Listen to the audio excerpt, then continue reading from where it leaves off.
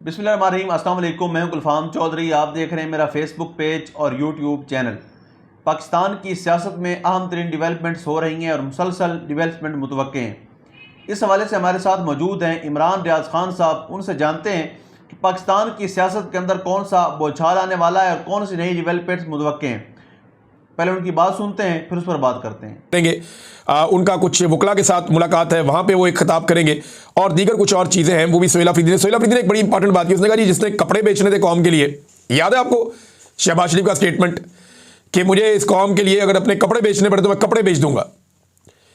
तो वो कपड़े बेचने वाले ने पीआईए बेच दी और पीआईए भी ओने पोने ही बेच दी और पीआईए ऐसी बेची है कि क़यामत तक पाकिस्तानी याद रखेंगे कि किसी ने पाकिस्तान का सौदा किया है।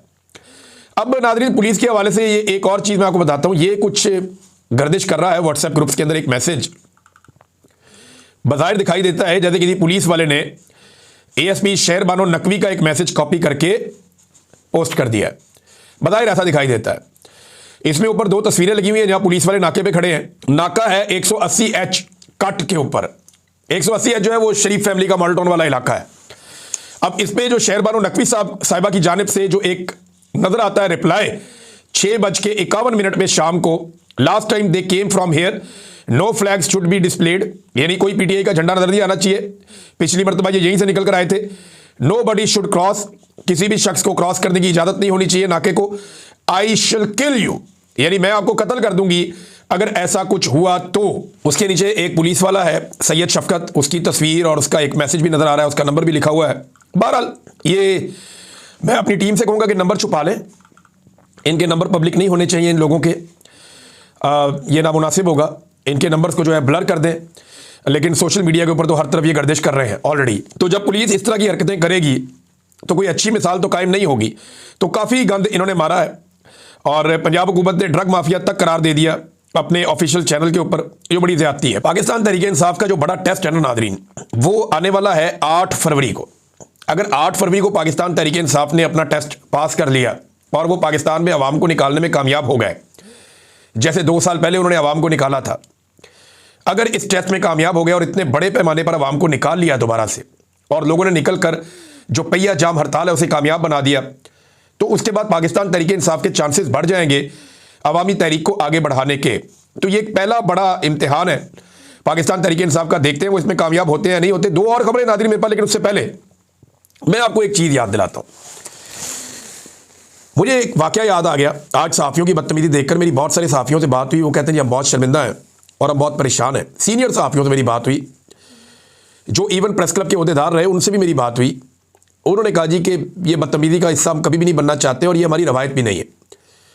पंजाबी इतने बदतमीज़ नहीं है, बड़े खुले दिल के लोग हैं, हम तो वेलकम करते हैं सबको। तो बेचारे काफ़ी शर्मिंदा थे और परेशान थे। तो ये एक धब्बा लग गया और चंद काली भेड़ों की वजह से लग गया। लेकिन मैं एक चीज़ आपके सामने रखता हूँ। शरीफ खानदान से ना हम बड़े सख्त सवालात किया करते थे, मैं और 1-2 सहाफ़ी और थे, बाकी कोई करता नहीं था। बल्कि वो हमसे नाराज़ रहते थे कि मियाँ साहब को क्यों तकलीफ देते हैं, क्यों आप मुश्किल सवाल करते हैं।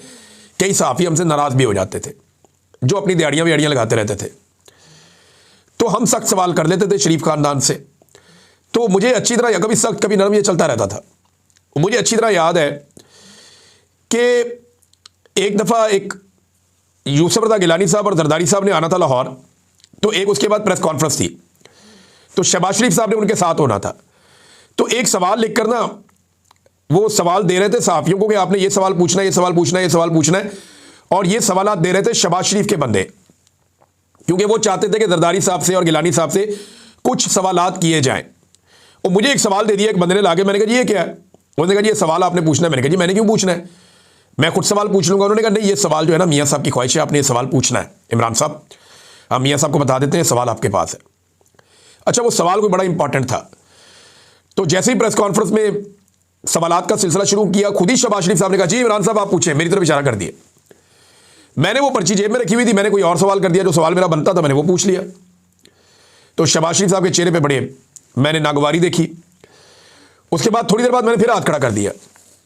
तो शहबाज शरीफ साहब ने फिर मुझे इजाज़त दे दी। उन्होंने कहा जी इमरान साहब आप पूछे सवाल। उन्हें लगा सवाल पूछेगा, मैंने फिर कोई और सवाल कर दिया। तो मुझे अब मज़ा आना शुरू हो गया। मैंने कहा यार देखो कितना मज़ा आ रहा है, एक सवाल आप प्रेस कॉन्फ्रेंस में नहीं पूछ सकते। मैंने 2 दफ़ा हाथ खड़ा किया, दोनों दफ़ा ही मेरा सवाल हो गया। मैंने तीसरी दफ़ा वो एक कागज़ हाथ में पकड़ के फिर हाथ खड़ा कर दिया। तो मियाँ साहब को लगा कि अब इसके बाद वो सवाल वाली पर्ची है तो अब ये ज़रूर पूछेगा। मियाँ साहब ने कहा जी इमरान साहब आप कर लें, आप एक और सवाल कर लें। मैंने फिर वो सवाल नहीं पूछा। उसके बाद ना मुझे काफ़ी, वो जो बंदा था मियाँ साहब का, वो आया बाद में, उसने मुझे कहा जी आपने सवाल नहीं किया। मैंने कहा जी मैं क्यों करूँ सवाल, मैं अपना सवाल खुद कर सकता हूँ। तो मुझे यानी शरीफ खानदान से मुश्किल सवाल क्या कोई ऐसे करेगा जैसे आज सुहेल अफरीदी से किए गए? क्या कोई मरियम नवाज से सवाल कर सकता है? पंजाब में इंफॉर्मेशन मिनिस्टर जो है पंजाब की, उसने बाकायदा धमकी लगाई थी सहाफ़ियों को।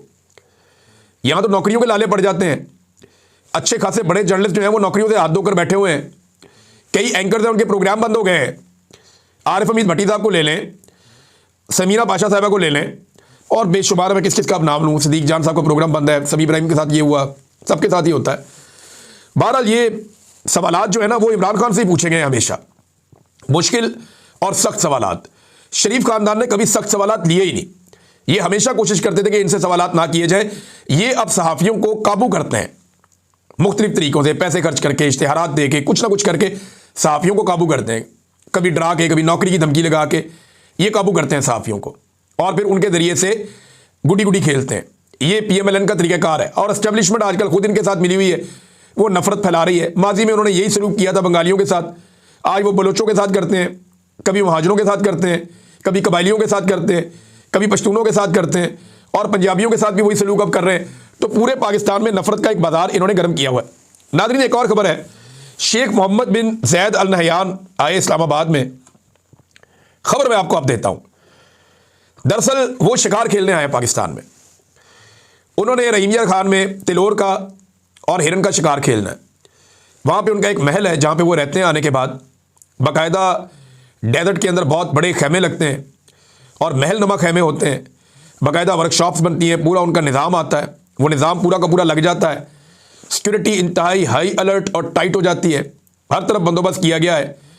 शेख मोहम्मद बिन ज़ैद अल नहयान इनके आने के ऊपर, और अब ये तिलोर का और हिरन का शिकार खेलेंगे डेजर्ट के अंदर।